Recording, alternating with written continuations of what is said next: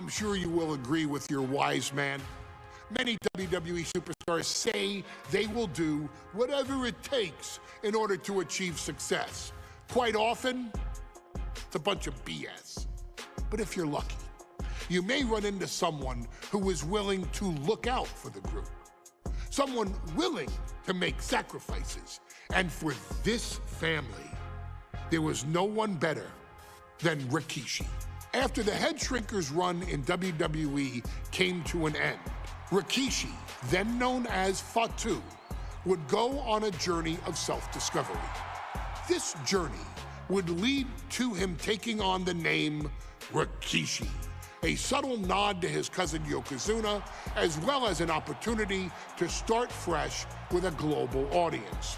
Well, my dad, when he became the Rikishi character, when you think about Samoan wrestlers, right, or mean, or aggressive, he made it like his own flavor, right? He had the blonde hair, still carried the aggressiveness, but I think he just wanted to add like a little flavor to it. But it became even more popular to our culture. Rikishi blitzed WWE from the jump, devastating opponents with new tricks and winning people over with his fat-ass dance moves. That Rikishi is fat, all right. P-H-A-T. And with this wave of newfound momentum came even more success, with Rikishi capturing the WWE Intercontinental Championship and displaying incredible athleticism in iconic moments like when he dove off the top of the steel cage. The year 2000 belonged to Rikishi.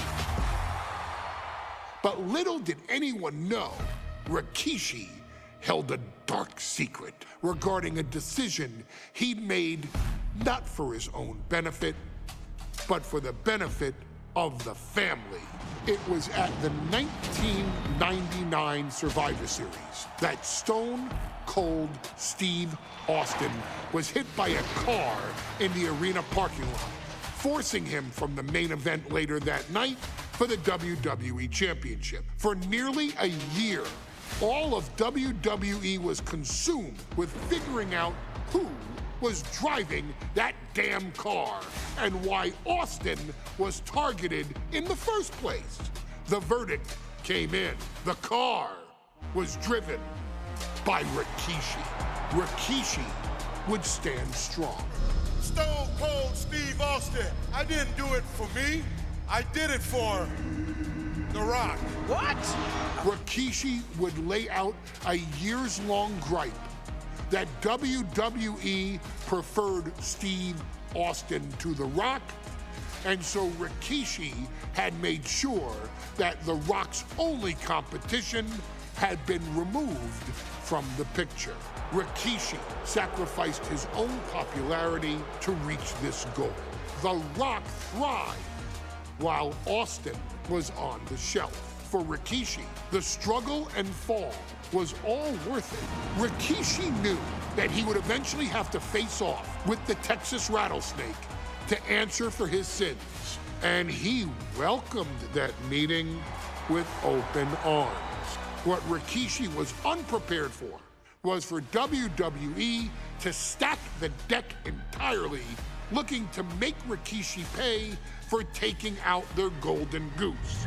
Stone Cold Steve Austin was allowed to drive his truck directly to the ring and was generally given the freedom to do whatever the hell he wanted in the name of revenge. We are going to make things right. This time, when Rikishi and Stone Cold Steve Austin lock horns, there will be no stacking of the deck. Someone willing to give of himself so that his family, this family, can succeed, deserves better. So get in there and showcase the never say die spirit that has led this family to victory time and time and time and time and time and time again. Use whatever weapon you can get your hands on and prove to Stone Cold Steve Austin that you will do anything for the people.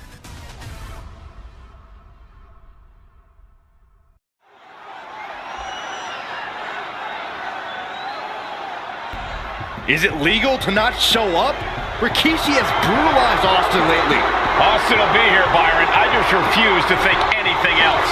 The following contest is scheduled for one fall and is a no-holds-barred match.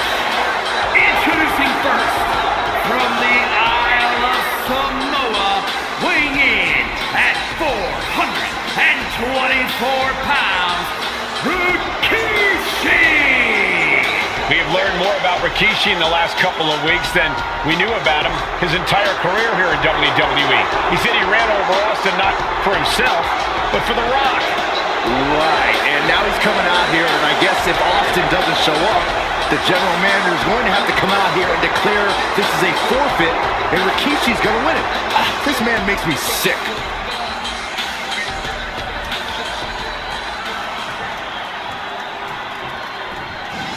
Is he here? Well, there's the Rattlesnakes music. He's here. Austin's here. Stone Cold Steve Austin came here with no fear, no hesitation, just revenge. His opponent, from Victoria, Texas, weighing in at 252 pounds, Stone Cold Steve Austin fought for his life to make it back here, to make Rikishi pay. Now there is no way Rikishi can escape the Texas Rattlesnake. It's been almost a year since Austin competed in the ring. Austin is a man possessed. Rikishi feels good about running over Austin and said he'd do it again. That man is sick. Well, Rikishi made two mistakes. One, trying to end Austin's life. And two, not being man enough to finish the job. Austin's going to absolutely tee off on Rikishi. This one is going to get ugly in a hurry.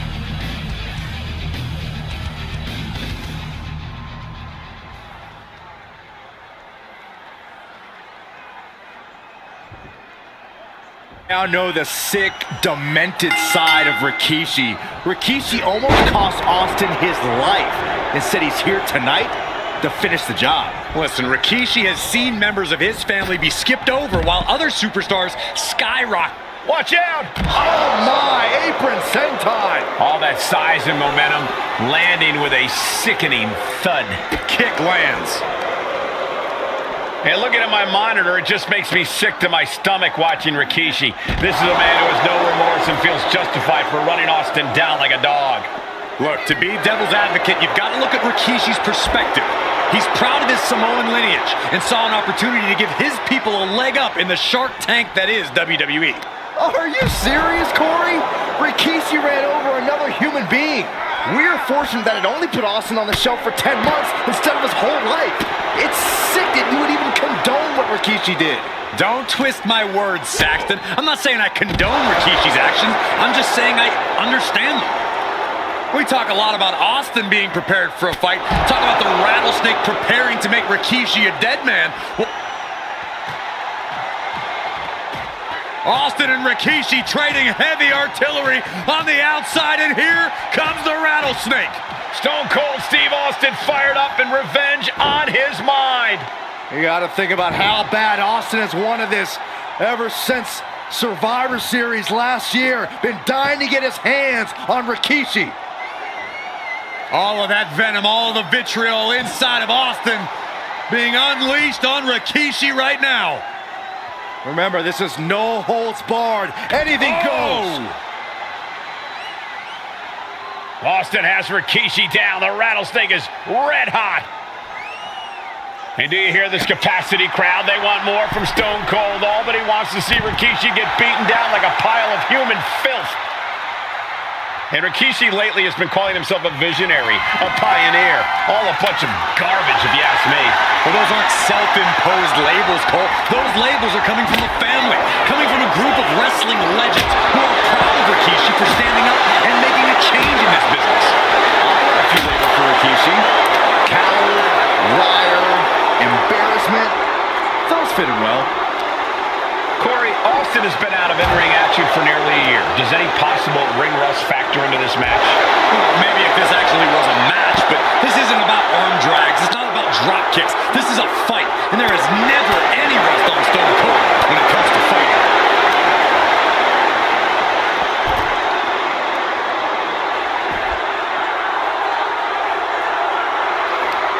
Austin wards the attack off.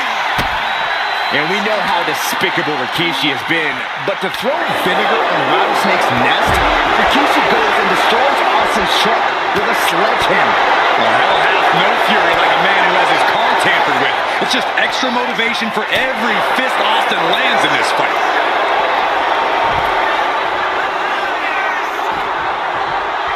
Here we go. Senton from the apron.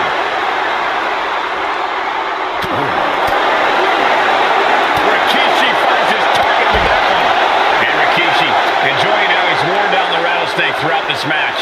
And I bet And Rikishi slows Austin down with a thunderous right.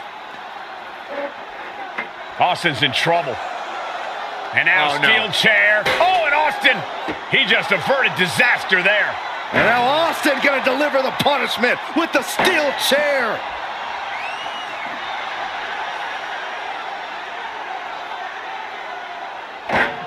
A relentless Texas Rattlesnake beating the brakes off of Rikishi with a steel chair. And again, thunderous blows by Austin. Down goes Rikishi. Austin beating the hell out of him. I know Austin has good reason to be doing all this, but he could be taking it too far at this point. I don't think the Rattlesnake is taking it far enough, Corey. Austin wants to put Rikishi's life in danger, just like Rikishi did to him. One wicked attack after another. From the top. Oh, God. Terrible landing on the outside. This can't be good. They just missed wildly. Took the high risk, but unfortunately, no reward. He's about to bring new meaning to the term hockey fight.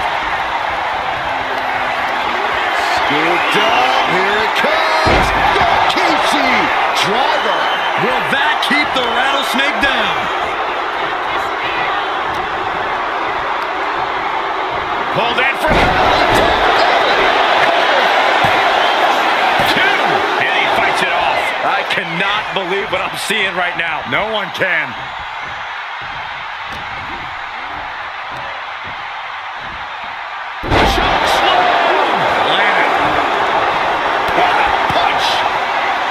These two trading one blow after another. And he counters. Just teeing off with that fight forever vibe. Slugging away with everything they've got. What impressive determination from both competitors. Keeping at each other no matter what. Ooh, what a damaging blow.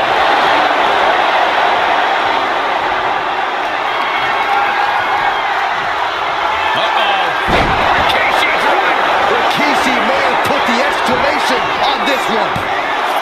2 count. Kicks out. Just kicked out. Austin somehow kicked out. I cannot believe the beating he's been able to endure. And you got to think that all the plans are out the window after that. Placed against the turnbuckles. A clash of counters, and these superstars did their homework. Crushed in the corner.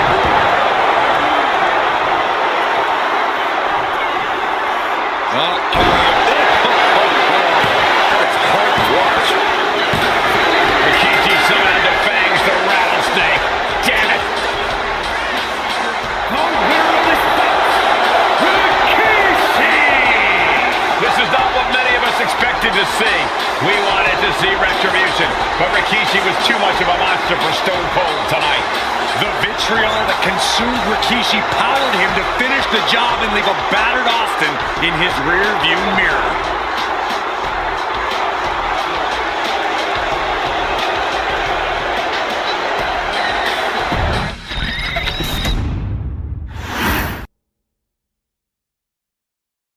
His arrival signaled impending doom. His very presence was enough to intimidate even the bravest WWE competitor.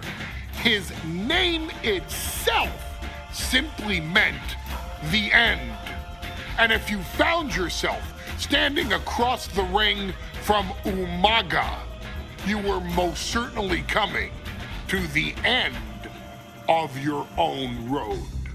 The younger brother of Rikishi, Umaga, was every bit the Samoan bulldozer that his nickname would suggest, mauling opponents with ease, relishing the chaos that he created.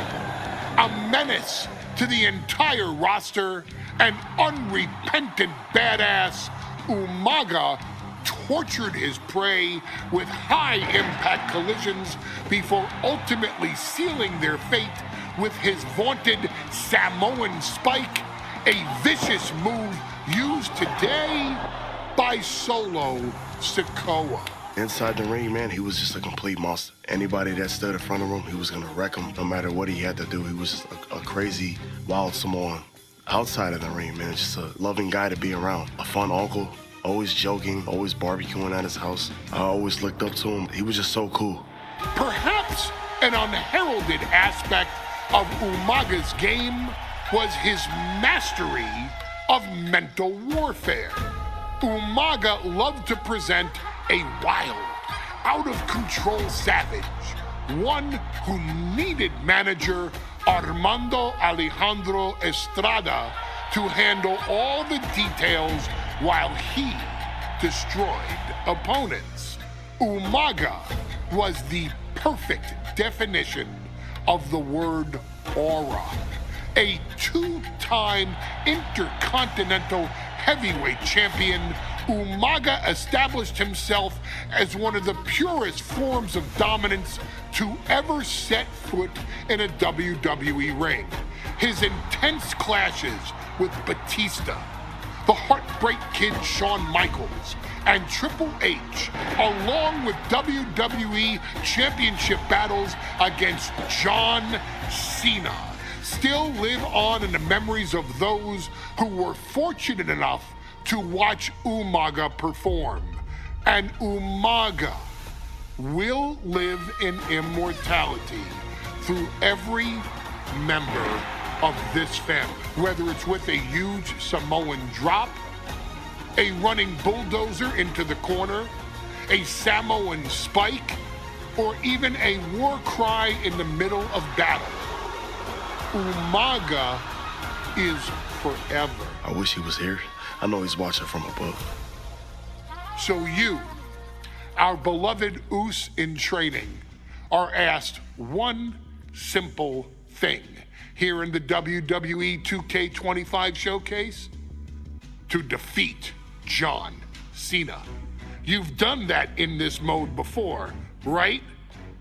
Simple. It was at New Year's Revolution in 2007 that Umaga and John Cena first collided for the WWE title. Umaga appeared to be too much for Cena in the minds of many pundits. Undefeated in WWE some 9 months after his debut, and things were going very well for Umaga. Until they weren't. Umaga would see his undefeated streak end by, of all things, a damn roll-up after rushing directly into the outstretched shoes of John Cena. 1 second of luck allowed John Cena to escape the inevitable, and now it's on you to fix it. Head into that ring, showcase Umaga's cruel brutality, and get Umaga the WWE Heavyweight Championship victory that he should have gotten in the first place. I assure you, my dear friend, Armando Alejandro Estrada will make sure nothing else goes wrong if you take care of business inside the ring.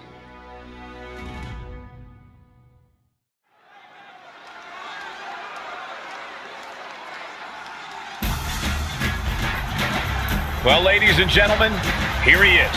He can be the next WWE champion, the near 400-pound Umaga.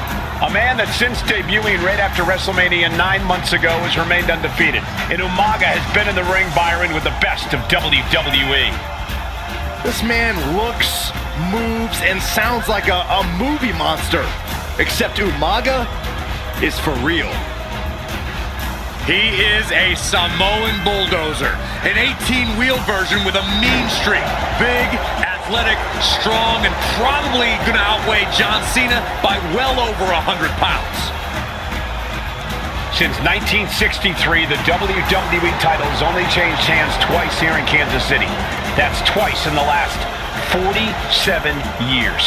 But Umaga is a scary human being.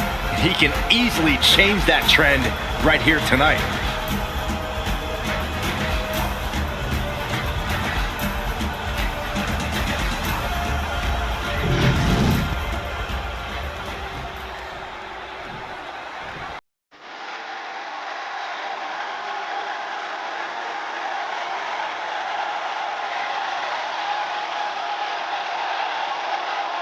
A phenomenal ovation in this arena because the champ is here. John Cena has a gigantic challenge awaiting him in the ring, but Cena doesn't have a reverse gear. Absolutely not. The champ only goes one way, and that's straight at you.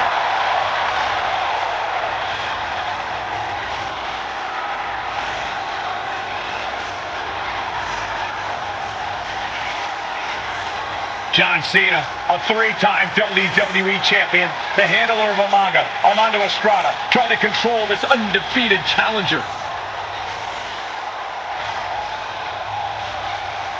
Once the bell rings, these two are going to go at each other full force.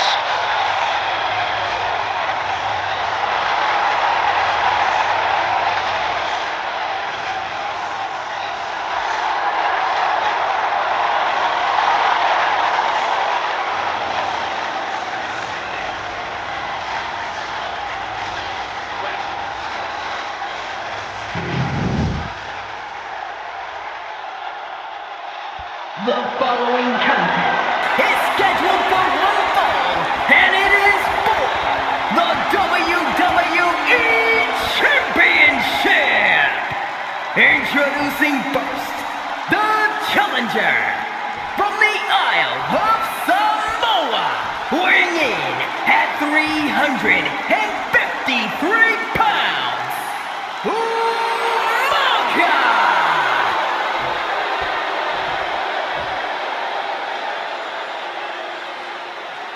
And from West Newbury, Massachusetts, weighing in at 248 pounds, he is the WWE Champion, John Cena!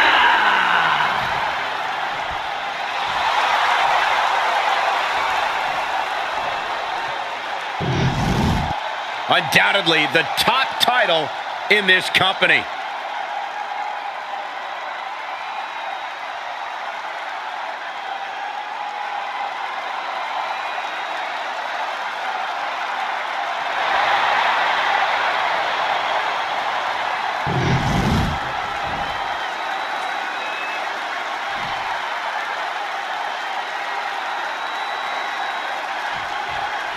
Here we go with the WWE Championship on the line. John Cena versus the Samoan bulldozer Umaga. Big fight feel here in this building. The undefeated Umaga has set his sights on Cena, and there's nothing left. Flying! Oh my, apron senton! Shows you how committed this competitor is to winning the title. Superstar setting up. Side slam! Umaga is truly a specimen to marvel at, Corey, and his handler, Armando Estrada, knows he has a thoroughbred on his hands. There's a difference between thoroughbreds and Umaga, though, Cole. Thoroughbreds can be tamed. Umaga cannot. Estrada can only serve as a mouthpiece for Umaga. He can only help direct Umaga's blind brutality.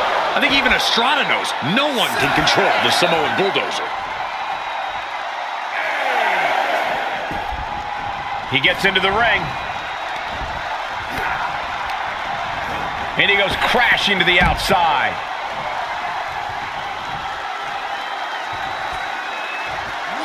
Launching, good Lord, taking flight. The 1-2 punch of high risk, high reward. This will be the time to go, guys. Boom! Step ahead there. Cena tonight attempting to do something no one else has been able to do. Be it HBK, Triple H, Kane, the list goes on and on. No one has been able to beat Umaga. Since debuting in last year's WrestleMania, he's never been pinned, never been submitted. Umaga is a man who's decimated every single thing in his path. It's not hyperbole to call him a dangerous and deadly savage. Boom! Sky high! Oh my, apron senton! I don't care how much you train, you can't prepare for a commercial airliner to come crashing down on you like that. No question John Cena has his work cut out for him taking on Umaga, who's been aptly named the Samoan Bulldozer for his relentless offense. Yeah, and while Umaga may not be as refined in the ring as other superstars, his ruthlessness more than makes up for the difference. If Umaga can connect with some truly merciless attacks, then Cena and his title reign could quickly be in trouble. And he slides him back to the mat. From the top! Diving headbutt! More offense like that, and we could be looking at a new champ.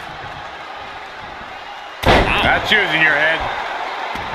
A rare position for Cena in this fight. We can't often say that John's overpowered in a matchup, but this 360-plus pound Samoan Bulldozer is more than a formidable opponent. Listen, sometimes when there's a fight, you're not always going to be the biggest. You're not always going to be the strongest. And even if that is the case for Cena tonight, John Cena has never met a fight he didn't like. Cena will try to gain strength from this capacity crowd in Kansas City, but not even that may be enough to stop a rampaging Umaga. Overwhelming offense now from Umaga. Cena has no response for Umaga's savage and brutal offense. Superstar setting up. Uranagi! Man, oh man. And with the attacks Umaga has been delivering, you have to think about internal injuries mounting on Cena now. Oh, ended up getting caught up in the air. Ooh, treading all over their opponent.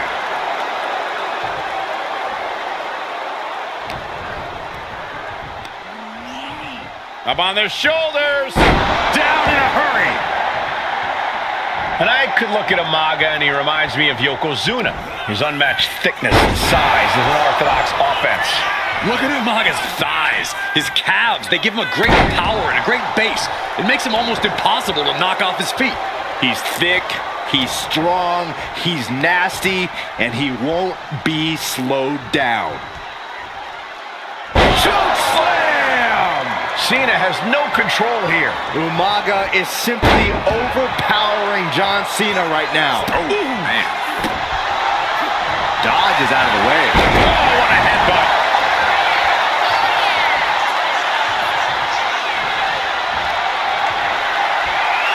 And Cena with the wherewithal to counter.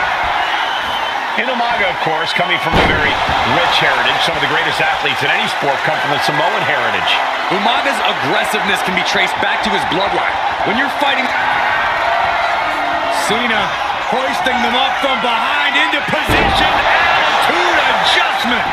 The champ might have just sealed things. That's impossible. I can't believe what we just saw. And Cena looks a little surprised. He's not used to being on this side of a kick out.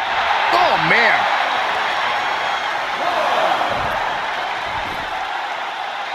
Measured up and face drop.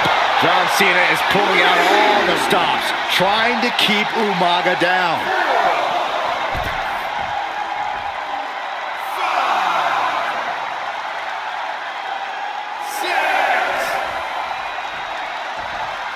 The ref continues to count. Real risk of things ending right now. Tossed back into the ring. He got in. John Cena looking to end this.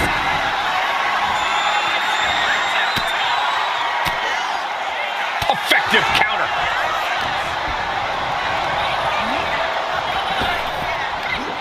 Big back body drop. Oh, you see the height on that? Two powerhouses, a championship on the line. And Cena flattened in the corner. Umaga's just overpowering him. Look at the strength. Into the corner, just setting Cena up. You have to start to ask yourself, is the end of John Cena near? I think so. Look out! A headbutt. No one has been able to stop Umaga. No one.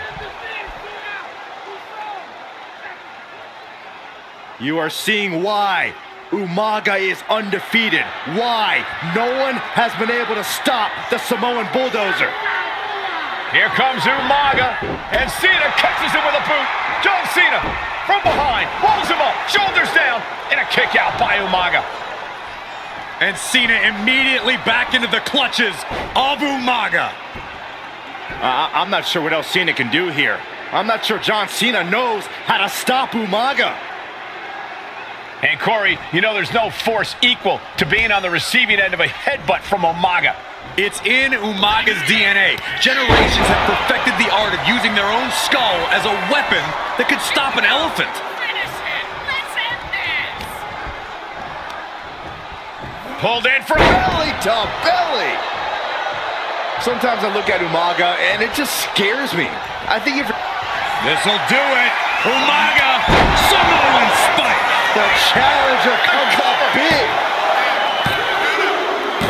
new champion, an undefeated champion. Here is your winner and the new WWE Champion, Umaga! This proves it. Truly no one can withstand Umaga. The Samoan bulldozer has wrecked his way straight to the WWE Championship. Cena's title reign is over.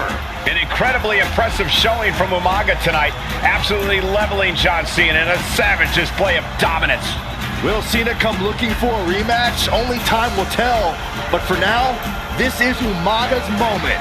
He is your WWE Champion.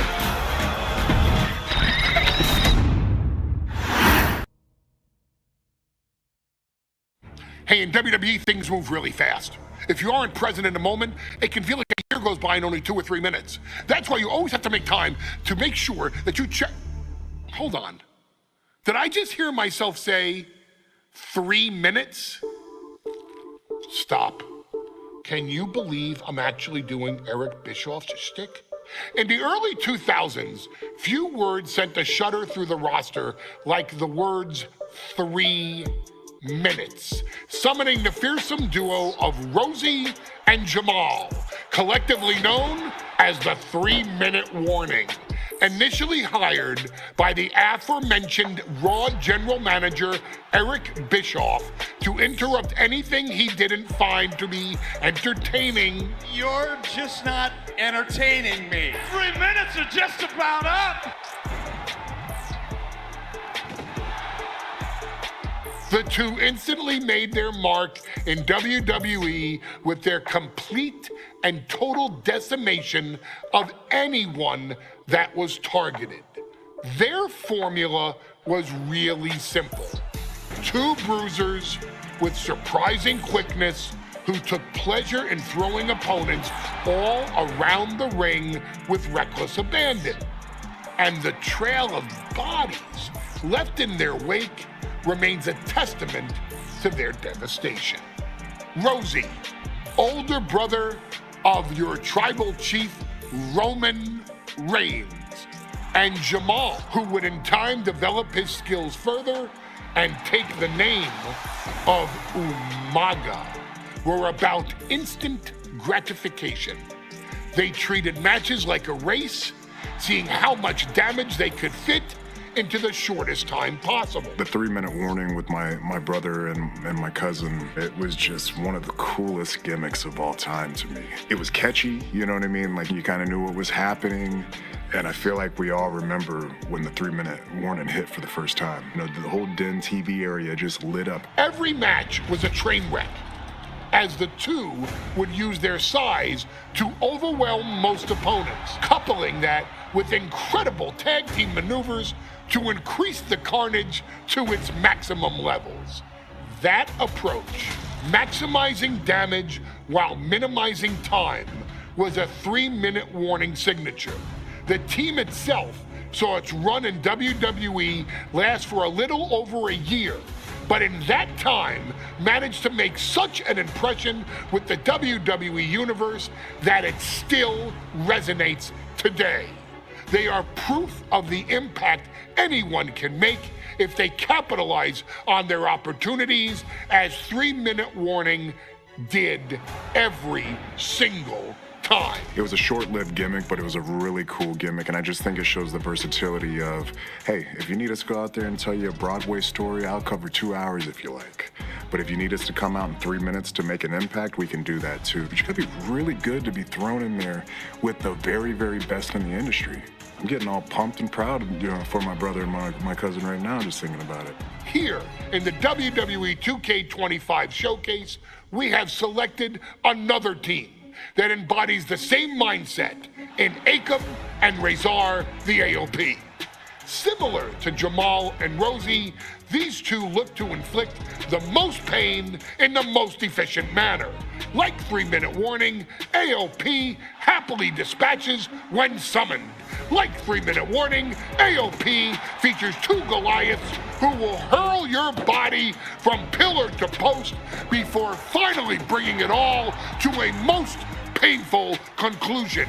It's up to you in this Extreme Rules contest to beat the AOP to the punch and showcase the Wrecking Crew approach that made 3-minute warning the premier bruiser squad in all of WWE. And don't worry, we will give you more than 3 minutes to make that fact perfectly clear. As a matter of fact, take your time and enjoy dishing out the punishment.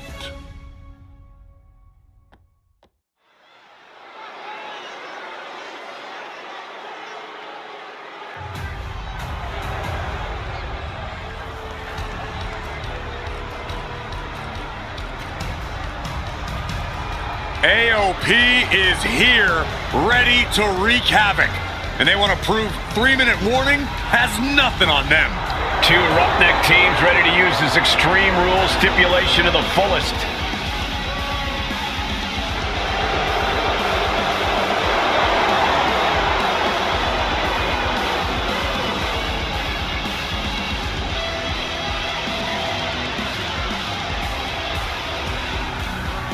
The following contest is a tag team Extreme Rules match, and accompanied by Paul Ellering, and a combined weight of 620 pounds.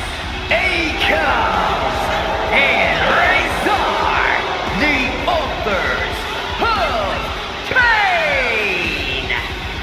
AOP look unintimidated by the task at hand. They are totally prepared for the merciless tandem of 3-minute warning.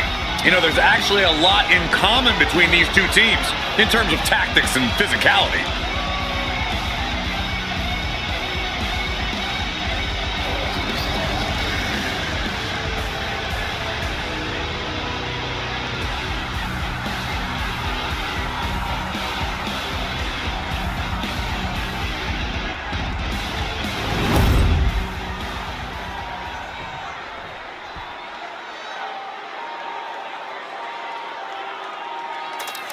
And guys, the authors of pain now have 3 minutes.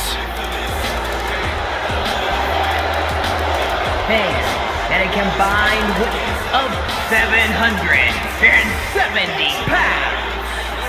Rosie and Jamal. 3-minute warning.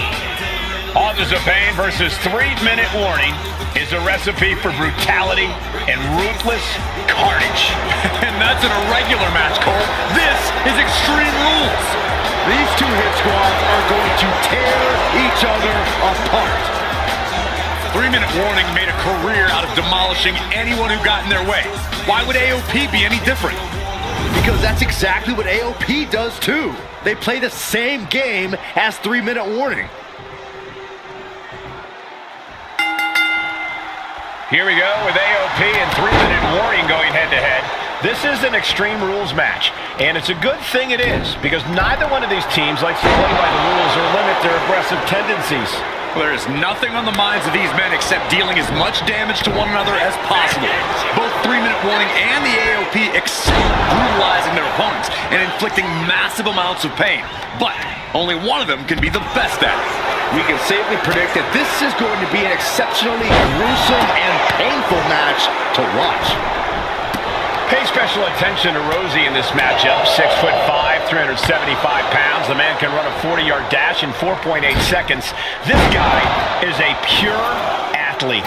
Rosie played high school football with a legendary running back before playing college ball in Hawaii. Imagine being pancaked by the force Rosie brings. AOP and 3-minute warning both love to bring the pain to their opponents. I'm not sure AOP's ready for the pure chaos that is 3-minute warning. That ability to be totally unpredictable could play in 3-minute warning's favor. Interesting point, Corey. AOP likes to slowly grind their opponents into dust, but 3-minute warning are always looking for a quick, dominant win. And now thrown back into the ring. Into a sidewalk slam. Just look at the size of all these superstars. The ring had to be reinforced before this match. Over 1,300 combined pounds colliding. These men are so big and so thick, it's a challenge to wrap your arms around them. It's really just best to find weapons and whack away. Yeah, and there's plenty of weapons to choose from tonight. Oh, hard shot right into the post. Sent to the corner. Oh, compressed in the corner. Oh, what a headbutt. And that blow has him wavering. Yeah, Extreme Rules matches eventually take their toll on everyone. And a series of vicious stomps. Boom.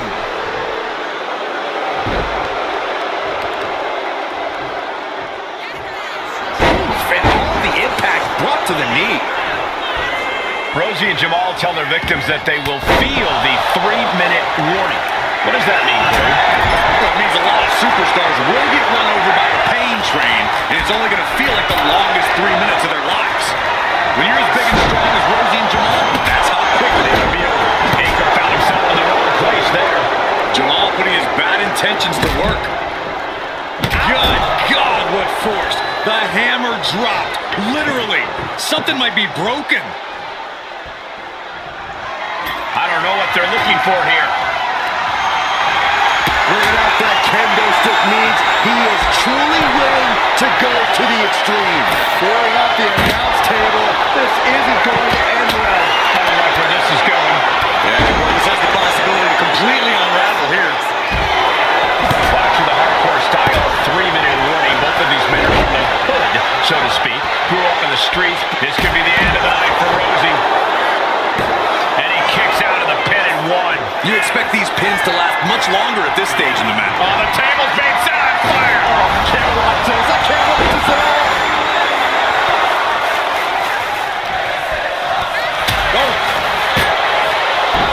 Oh, you can tell he's feeling it now. This fight is pumping him up. Oh my gosh, what impact! I think he really felt that one. Yeah, Aiken looked confident going on the attack. And what a throw that was. That's yours in your head. Man, Rosie and Jamal, Aiken and Razor representing the biggest, most imposing teams WWE has ever seen.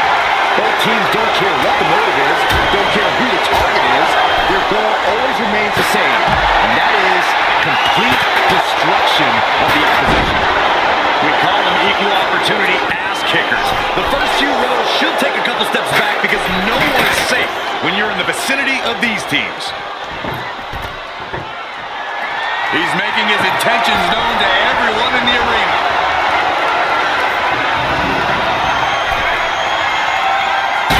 Diamond plate facial. Into the ring again now. Shoulders down, roll up. He's taken, and yet he's still in this match. Boom! Hookline.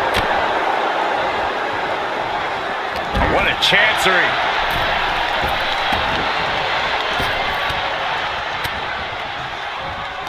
And huge burning lariat.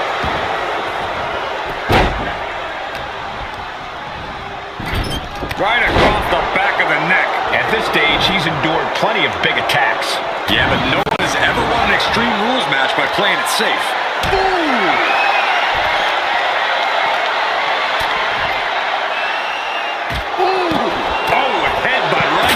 Shoulder. That's using your noggin. He's looking for an implement of destruction under the ring. He's got that glint in his eye, that sadistic look that only comes when ladders enter the equation. Oh, what a headbutt.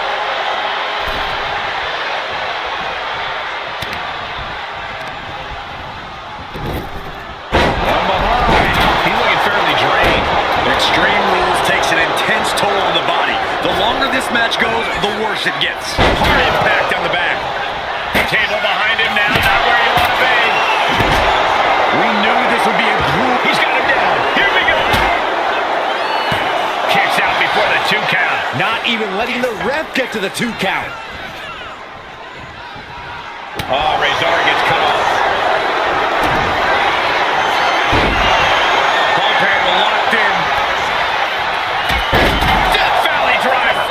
AOP might have just passed their final testament. Oh, no, he's in the line of danger now. He'll make his way to the ring. And what a headbutt. Oh, what a jumping headbutt. Big headbutt.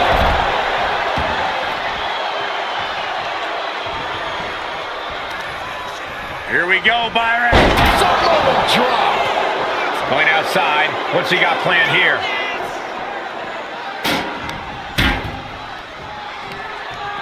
Sidewalk slam. Almost Rosie shutting the door right now. No, stops the count at 2. Almost inhuman at this point.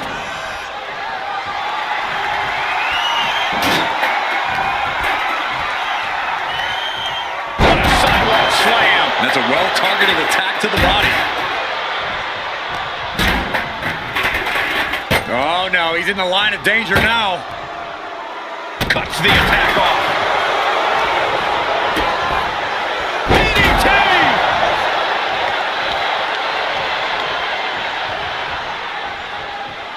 He's climbing the turnbuckles to the top. Looking for something big here. On the top.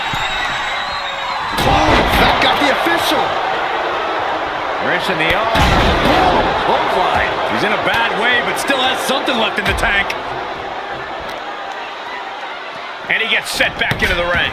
Retaliation from Razor. Gets out of dodge.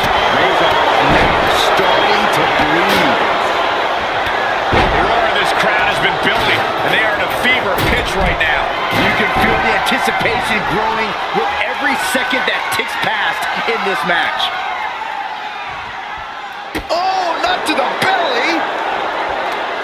Just mocking his opponent with that kendo stick now. Boom! Stiff headbutt. At this stage, there has to be some concern.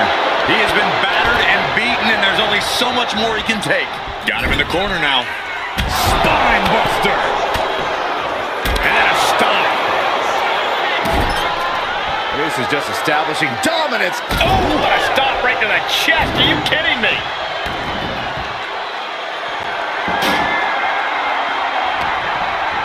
He connects with a Nice takedown, stacked from the pin. reverses the pin attempt. Turns the tables, shoulders down. Reverse the leverage and into a pin. Beautiful. Might sneak one. Kick out just before 2. I don't believe it. I don't believe it. Up across the shoulder. Driven down with a Samoan. This could be for the win. And going for the pin. Oh, he kicked out. I truly thought it was all over there. Talk about resilience. Did you see how the referee had to get into position? That was all the difference. And there needs to be a refocus now. That was the moment that could have ended things. A moment that's being replayed in their heads right now. Everyone is on their feet in this building. Absolutely showing the respect for all the exertion. Going for the pin for the win.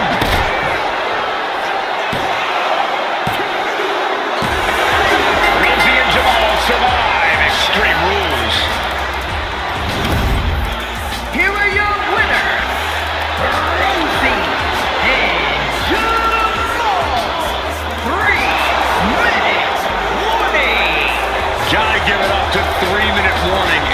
contest between two of the most badass squads we've ever seen.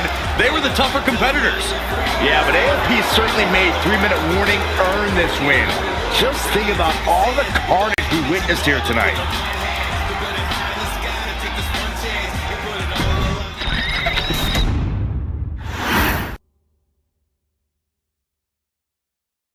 We've come to the part of the showcase where we get to talk about Tamina.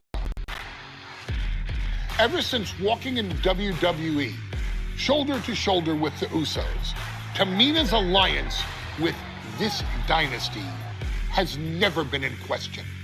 I remember watching Monday Night Raw and I seen Tamina debut with my brothers. It was a pretty cool, dynamic, right? Two of my brothers and Tamina.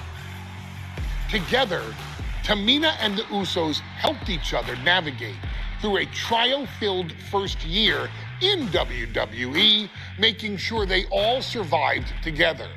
In later years, Tamina has formed alliances with both Naomi and Nia Jax, honoring this family's connection.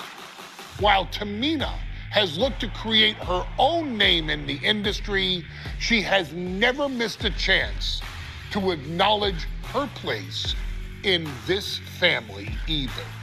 Trained by Afa and Sika, the wild Samoans, Tamina was instilled with the same instincts that have carried each member of this family to wrestling glory. Her in-ring approach is similar to many in the bloodline. Quick striking, high-impact attacks, and smothering holds. As capable with a super kick or a big splash as anyone else, Tamina has maintained a remarkable level of success in her WWE career. A constant contender, Tamina has competed for the Women's Championship on many occasions. She's also held the Women's Tag Team Championships along with 9 separate reigns as the 24/7 champion. Tamina has proven capable in any environment against any opponent. Tamina is always the perfect test for a rising contender. Defeating Tamina proves that you're at the top of your game, and she will always expose those who aren't quite ready yet. Taking her lightly is the easiest way to book your visit to the local medical facility. Tamina has taken part in many memorable moments, but in the 2K25 showcase, we're going to give you the chance to make history. In the first ever women's Money in the Bank match, Carmella, of all people, would walk out victorious after letting someone else do all the work. Tamina, Becky Lynch, Natalya, and Charlotte Flair were all robbed of a great opportunity that night by Carmella.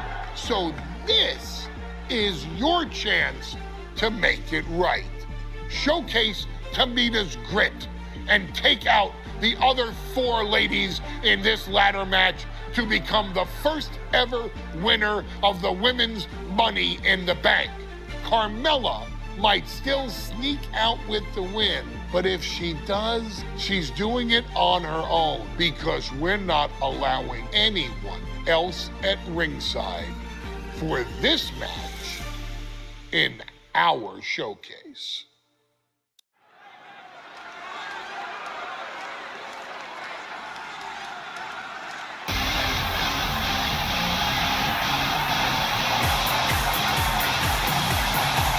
We are making history tonight here in St. Louis, the first ever women's Money in the Bank ladder match. The following is the first ever women's Money in the Bank ladder match. Introducing first, from the Queen City, Charlotte Flair. Charlotte Flair looking to become a Triple Crown champion. Every title, every opportunity she has put in front of herself, she has seized. This is a night where careers change forever. You're right, Cole. You can feel it. Legends are going to be made. Careers defined. Hearts broken. This is Money in the Bank.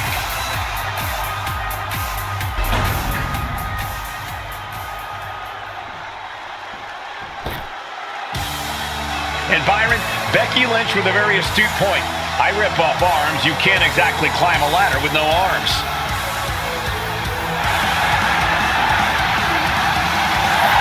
Next, from Dublin, Ireland, Becky Lynch. To add to that, Michael, I talked to Becky earlier and I asked, are you nervous about this? She said, yeah, I'm a little nervous, but I'm more excited than anything because I get to be part of history. Becky Lynch, the first woman drafted to SmackDown, first SmackDown Women's Champion. Can she become the first Miss Money in the Bank? You can feel the excitement the moment they brought out the ladders before this show started. There is a big fight feel right here in St. Louis.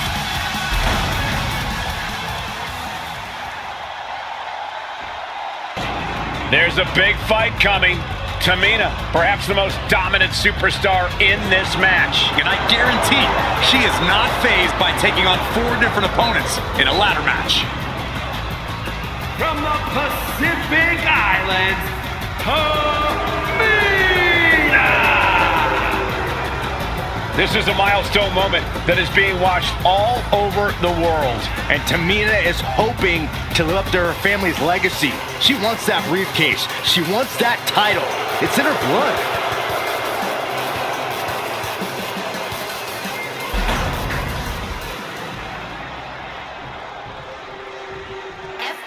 Mela is money, and she is as confident as ever.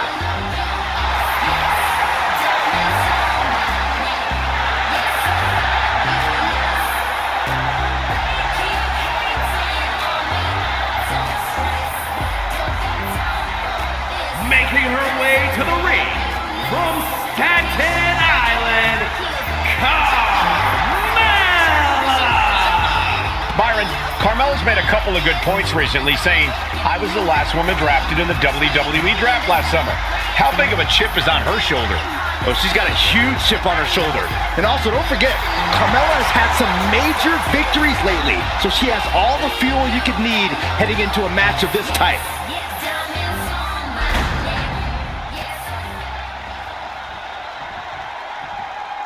Natalya, another superstar who walks into this match thinking she has legacy on her side tonight.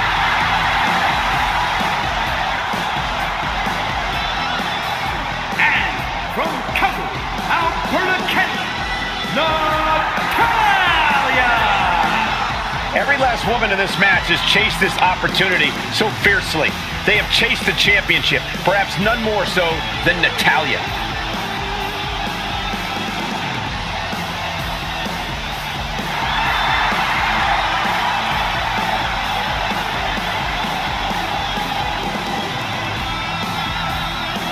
Winning Money in the Bank would certainly go a long way to helping Natalya prove she too is the best there is, the best there was, and the best there ever will be. Winning that briefcase is like taking the proverbial express lane to success. This mullet, Becky Lynch, Tamina, Carmella, Natalya, all with a chance to make history, all with the opportunity to be called the first ever Miss Money in the Bank. The revolution that became an evolution continues in the women's division. One of these women will climb the ladder and earn the opportunity of a lifetime. Is there anyone more intimidating in this group than Tamina? I've said it before, it could be a coming out party for Tamina. This is her time to live up to her family's legacy. If Tamina wins the contract, it guarantees her first title opportunity in over 2 years. More than an opportunity, it pretty much guarantees Tamina will become the next women's champion. Remember, the first woman to climb the ladder and retrieve the briefcase will become the first ever Miss Money in the Bank. No countouts, no disqualifications in this match. Everybody is coming in with a different strategy, but remaining close is the key. Luck is going to play a part, but you'll increase your odds if you stay close to the ladder and close to the briefcase. She's looking to go top rope here. Nose up high. Through the air. And connects. Coming down on their opponent like a sack of bricks. If you're looking to cause quick, sharp damage, you can't go wrong with the kendo stick. Putting the boots to an opponent will take the fight out of them in a hurry. Lynch saw it coming. Becky Lynch with a great shot. And what need is there to go looking under the apron like this? She was looking for the great equalizer, and she found it in the steel chair. Rapid fire runs over and over. Practically never-ending blows coming at full force here. And if the first up doesn't send you the message, the follow-up ones definitely will. 3 second-generation superstars competing in this match. Carmella, Charlotte, and Tamina. And Natalya, of course, a third-generation superstar. Women bred for these kind of moments. Any of these women will add a significant chapter to her legacy if she can become the first Miss Money in the Bank. Oh, God, right to the cranium. And the damage is just going to keep on coming if you can't find the defense for this. And repeated impacts like that will weaken you mentally as much as it does physically. Tamina not caring that Becky's a fan favorite. The crowd's adulation is meaningless. All that matters is the contract suspended above the ring. Tamina's been showing so much dominance in this match. The contract that can change lives hanging above the ring. Probably the most profitable opportunity in our sport. 15 out of 7. This could be the beginning of the end. Uh-oh. A sharpshooter applied. Oh my gosh, but if she taps out... Let's go. She just released the hold. Maybe she has something better in mind. The prize is in sight, but is it in reach? Slow and steady won't win the race in this situation. Uh-oh, watch out! Double Russian leg sweep.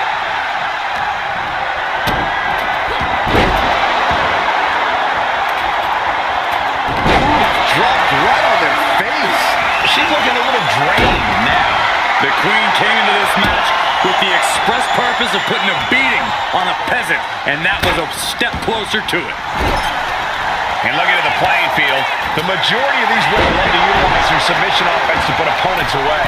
Tapping someone out won't win this match, but these women should not shy away from using the biggest weapons in their arsenal. We've heard Becky say she was going to rip arms off tonight. You can't exactly climb a ladder with no arms. Bang!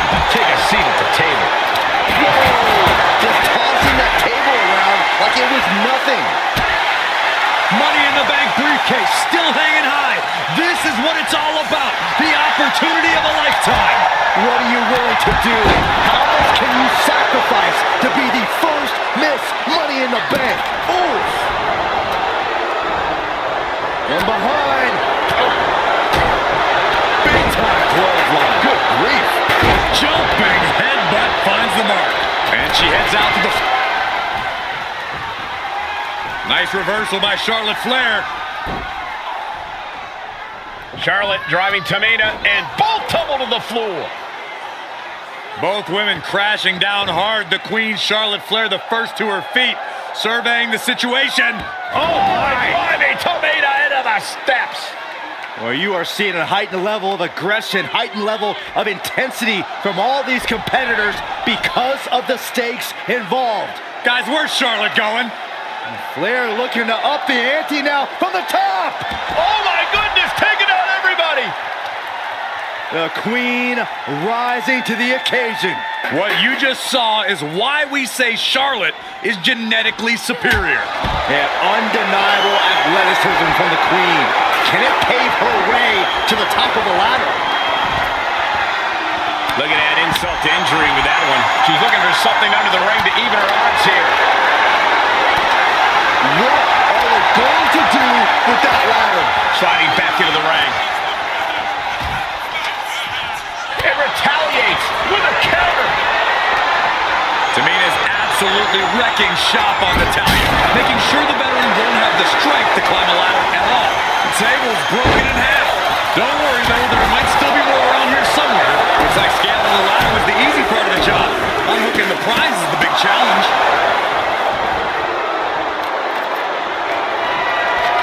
She's getting that ladder exactly where she wants it. A crucial step. Propped up in the corner. Climbing up, but is there enough time to go for the win? Her focus on obtaining the prize. I assure you, this is even harder than it looks. Trying not to fumble around too much here. She's grabbing Carmella with a super kick. Carmella's eyes are growing wider now. Is this her chance to climb the ladder and become Ms. Money in the Bank?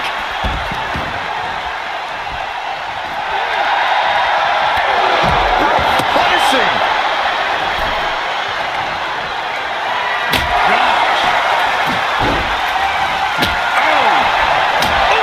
And these attacks are spelling nothing but trouble.